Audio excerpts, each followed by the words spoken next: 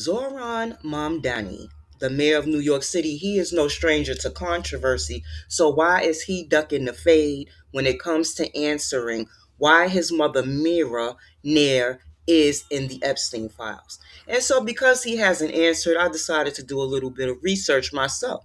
And what I found out was Mira Nair was married to this guy in a dark blue sweater whose name is Mitchell. Okay. Just so happened. Now, I do not know for a fact that he has any ties to this family, but I am just saying he's an Epstein.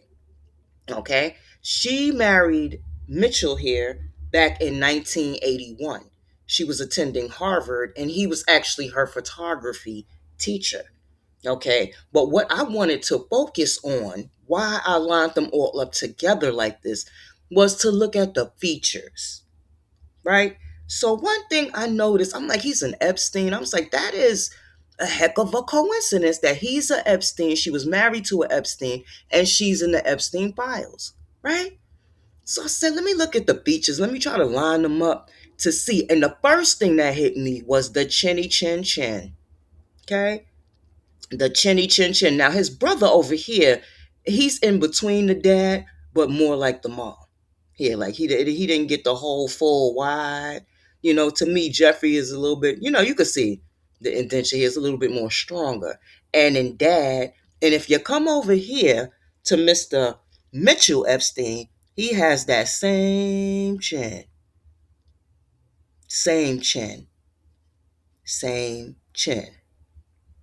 Then I said, that indenture, Jeffrey Epstein, if you look at a lot of his pictures when his head is tilted the other way, he has like an indenture. And it almost looks as if, you know how a dog will bite you, but not necessarily break the skin, but you can see that lump that is there. And it's like a lump there with a line, a deep line there.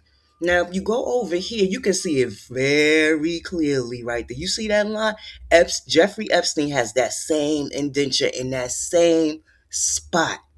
Same exact indenture. The chin the same. The chin the same with that indenture.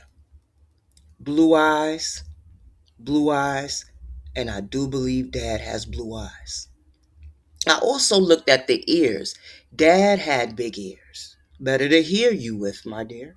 And it seems to me as Epstein maybe tried to like taper down the ear, like taper it so maybe they don't come across as big in the pictures. So it's like he has his hair tapered over the ear, but his ears are very large. You can look in other pictures. You go over to his brother over here, you see the large ear. Now come over here to Mitchell. You see what I see? Do you hear what I hear? Okay. Then there's also another distinctive mark. This is not a very clear picture, but you could go back and look at pictures of all of them. And with the things that I'm pointing out, you can line them up the same way I did and see if they align to you. Jeffrey Epstein has a little satchel, right? It's a little satchel, almost like a wep or something like that. But I believe that's just maybe the way their foreheads are shaped. But it looks like it's a little wep across there, right? You can see it a little bit on the brother as well. It's like this little web thing that they have across. And Dad, in this picture, you can see it. I don't know if that's from the flash that caught his head like that, but you can see it's like a little web or something, a shape or something going across the forehead. If you come over here, you see exactly what I'm talking about. Because his picture is a lot more clearer. You see that little satchel going across there? That little statue going right across there. He has it very apparently. The dad has it as well, and the brother in this picture. I don't know. This is the first time I've seen his brother, but it looks. He has it, but it's faint. It's faint, but they all have that. Then the cheeks. I was looking at the little round cheeks. He has those. Theirs are a little bit more like flatter, maybe like mom or whatever. But dad has those little little round cheeks, and he has those same round cheeks. And he also has that body shape like Jeffrey Epstein, that real like boyish, shape that a lot of men like to, they want to have that shape, look like a young boy in your clothes or whatever. He has that boyish shape. Epstein was like that too. I don't know. Out of everything I've seen him in, he always has this like little boyish type chest or Right whatever. now, we are Like back. and we have to review the law because we have a legally incompetent mayor. He has no clue as to what he's saying. He's holding up papers and acting like he has something against the feds, which he has absolutely nothing because Congress put together the DHS. They put together DHS back in 2002 after New York was under a terrorist attack. And that's why I brought you here to the Department of Homeland Security. Okay, he has no authority over DHS, and I don't know why he's acting like he does because he is just the mayor, and this was put together by an act of Congress. Okay, and I'm not going to read this, you can screenshot it or go over it yourself, but what it tells you is why Homeland Security was needed, who was appointed as leadership, okay, and the level of authority that they have to conduct their day to day business. So, as people are out here in the street, these stupid protesters talking about our love melts ice, and dummies like Don Lemon are busting up into churches with his idiotic behind, while they're doing that, you can come back and review this that shows you that they have the authority to act as they see fit. And now, one of my favorites, okay, because they have a 6 point agenda. Is it here? Here it is. Department 6 point agenda. And I'm just going to go over the third point, okay, because this relates to immigration. Their third point of their agenda is to strengthen border security and interior enforcement, meaning whatever's going on inside of the country that is unsafe for Americans, that DHS has the right to act on that. Okay? And reform reform immigration processes. So, meaning they have the authority to say, hey, you came to the country illegally, you're committing crimes, you're doing things. They have the ability to reform that process of you just being here illegally and just staying here if you are in fact a danger or you are causing problems for the safety and the prosperity of Americans. So they have the authority to remove it, and Congress gave it to them. So as these same people are out here telling you to, okay, and this is, FBA, American Negroes, ADOS, all of us are as one. There's something we can actually smile at, right? Now, this act, Forces Act, this was used back in the day when the Klan members were obstructing us from voting and, the pursuit of happiness. They were attacking us and, burning things down and doing what they do, okay, to keep us terrorized. They had to come up with the Forces Act. Now, they had a couple of them. I think it was one and two or whatever, the Forces Act of 1795 and 1799, where they went back and they revamped it. But they had to do these things because these Klans members just wouldn't stop. They just kept attacking and attacking and attacking. And this is what you're seeing Department of Homeland Security, ICE agents, federal agents, National Guard, whomever is out there trying to uphold the policies that 78 million of us voted for, and that is mass deportation. Right? So they're trying to obstruct this, and they're constantly attacking violently, verbally, psychologically, flashing lights, whistles. They're doing all of these things to try to antagonize these officers that are out there. So this was case law created for Negroes.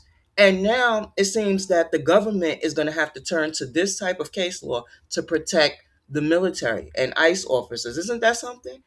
They created it to protect us, and now the military is going to have to use it in ways to protect themselves from these protesters. Okay? And this is where you get the insurrectionists from. This is supporting case law to that. And I'm glad that they're digging back in the crates and bringing up all the old laws and using them today. It's just wonderful. It's wonderful. But this was great. This is great that they're using this. And in the end, look, 5,000 indictments occurred and 1,250 convictions were held throughout the South. That was a beautiful thing because a lot of those Klans members who were doing the terrible things that they were doing were punished. Right? This is one of the times that the Republicans, they really came through on that one by having these 1250 members here of the KKK convicted. Okay, so that was a good thing. But of course, in fashion of the Supreme Court, especially back then, they went back and they removed some of the, the strongest things that was convicting the Klan members. They went back and said it was unconstitutional. But we've come a long way since then. But I just found it very fascinating that something that was used to protect Negroes, the actual, the military or whatever is going to have to use this to protect themselves on American soil against some protesters at that. Fascinating. But moving right along, I want to get into a law that I feel like it needs to be brought back because I am so tired of these politicians coming out here obstructing the president, and they give you this assertion as if they have some type of, like some plausible ground to stand on that they can just block the president. Oh, we don't like what Trump doing, so we could just block what Trump is doing. And hats off to Trump because it's just like you clean your room, right? You clean your room, everything is neat, and then people come busting in your door and they just tear your whole house up and they tear over the room that you just got finished, and then they say, "Hey, another crew is coming through tomorrow." Okay, and you like, damn, I just fixed this room. Now I got to go back and fix it again. And that's how I view Trump's job. It's like he did all of this. He fixed all of this stuff. And now he has to go back and fix all of this shit. And now it's even worse than it was before. Because you have all these insurrectionists and all these obstructionists and all these socialist Marxist terrorists running around obstructing the policies that we voted for. And it gets on my freaking nerves. Our love melts ice. And these dancers and Don Lemon busting up in churches. As somebody who calls himself a black man, to bust up in a place of worship after all that has been done to our people in churches, to this day, we get attacked in churches because they're a soft target. There are people in there worshiping God. So it's easy to walk up in there. And he did the same thing that the KKK did. You went in on defenseless people who did nothing wrong to anyone. They were trying to worship. You could have met the director of ICE. You could have met him in the streets. You could have met him at his place of work. And if you wanted to answer, ask any questions. Why would you bust up in the church? Because they hate God? That's why they bust up in the church. If you have made it this far, this might be the time for you to check out because this is where it gets real, right? Because I'm sick and tired of these stupid ass people running around obstructing all over the place. Now I know I'm in New York City. You got these idiots that are ready to get out in the street and take it to the street and slam garbage cans and block the traffic and do all this bullshit. And see, this is why I want this law to come back. This needs to come back. This is the calling forth act. They got rid of this. And you can go back and do your own research as to what they put in place of it. I believe it's the Insurrection Act or whatever like that. But this needs to come back here. Okay? This is what it did. It's in 17, the purpose and scope. The 1795 Act, later codified in Title 10 USC 332, gave the president authority to call forth the militia to execute the laws of the Union, suppress insurrectionists, and repel invasions. And this is what we need to do. We need the militia call and the cavalry. Let the militia come in and whoop these protesters' ass. Get them off the streets because we will get a lot more people out. Things will get done a lot more smoother if they weren't in the streets obstructing. At this point, nobody believes these people are protesting. When you throwing things, you're throwing bottles in people's faces, you're trying to fight people, that is not protesting. We're sick and tired of seeing the fights going on and all this wrestling and tussling. That's what's getting on people's nerves because people voted for Trump for strength, okay? And if these people got to get their ass whooped, whoop their ass off the street. Pepper balls, pepper balls, pepper ball their ass off the street. Because we're tired of them. It doesn't make any sense. We're tired of them attacking and sicking their dogs on people. See, this is what I mean about the Democratic Party has not changed since their Ku Klux Klan days. They will get rebel rousers to come and have them following people and showing up at people's houses and tracking them and stalking them all over the place and harassing and scaring people, putting hands on people, hurting people, hospitalizing people, sending people into hiding. And this has been going on for the past goddamn 8 years now. Enough is enough of this shit. If we gotta get martial law in some states, then get martial law. Well, so what? Get your food, pack up, sit your ass in the house until it's over with. Because this has to go down. We lost 200,000 lives, some of them foundational Black American lives, to this Fenty garbage. And at what point do you not realize as a drug dealer or drug kingpin that, hey, we done killed a lot of people, we giving bad batches, let's stop. So if 200,000 people die, evidently they know it's bad and they are trying to kill you.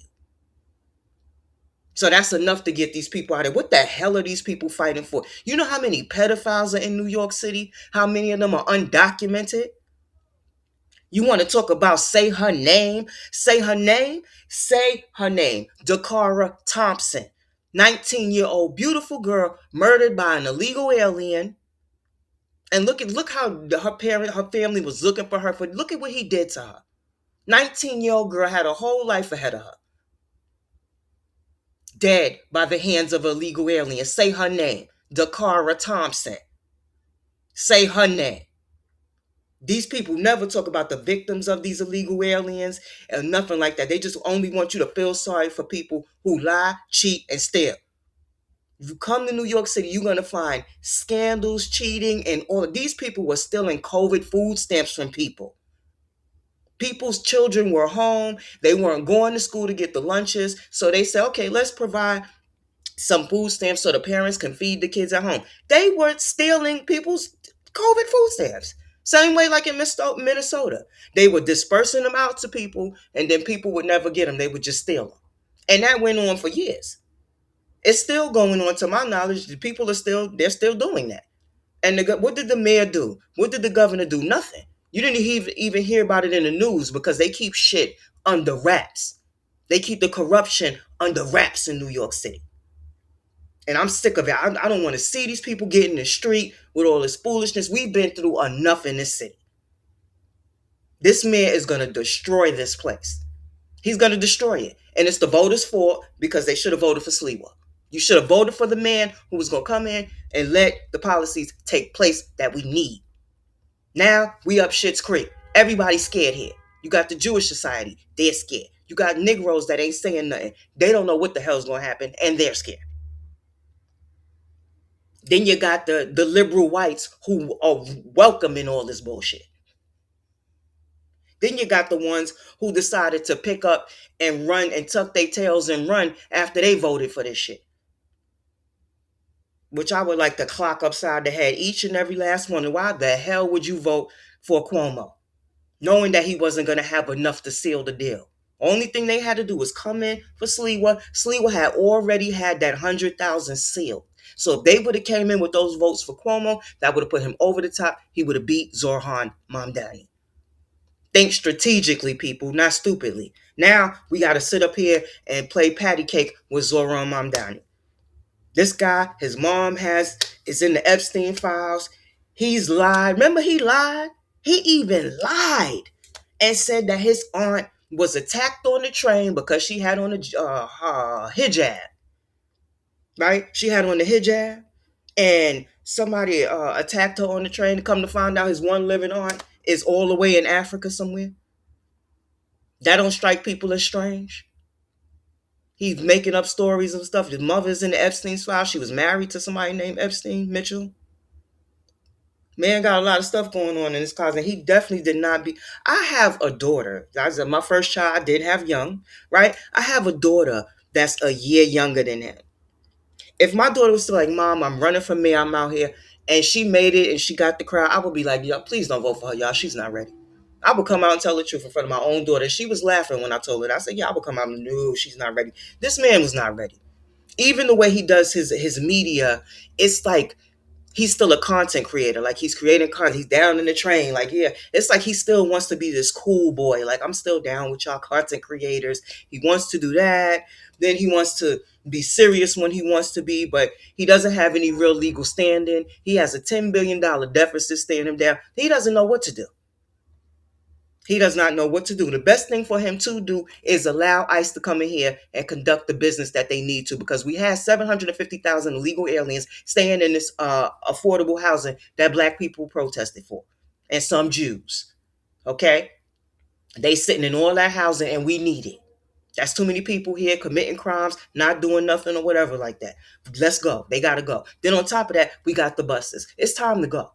It's time to go. It's time to go home. They have even upped it to $2,600. $2,600 for you to go home. Paying you to go home. And I tell you what, in New York City, a lot of them like to get paid because they protest for prostitution. Okay? They had an actual protest to legalize prostitution in New York. After everybody fought to get rid of prostitution, they brought it back and protested for it. This is why nobody wants to march or take protests serious anyway. So yes, I want Trump to reinstate this law, President Trump. Bring back law and order to New York City. We are underwater. Crime is happening every day. The police are going all day and night. Please come in with the cavalry. There's a lot of corruption going on. There's stealing, fraud. Please come and uncover it all. Because Mamdani is not going to do anything at all. We are just going to sink to the bottom, because I know he's not going to get any money from the White House. He's not going to get any of that $10 billion from them. Do it again. Do it again. Do it again.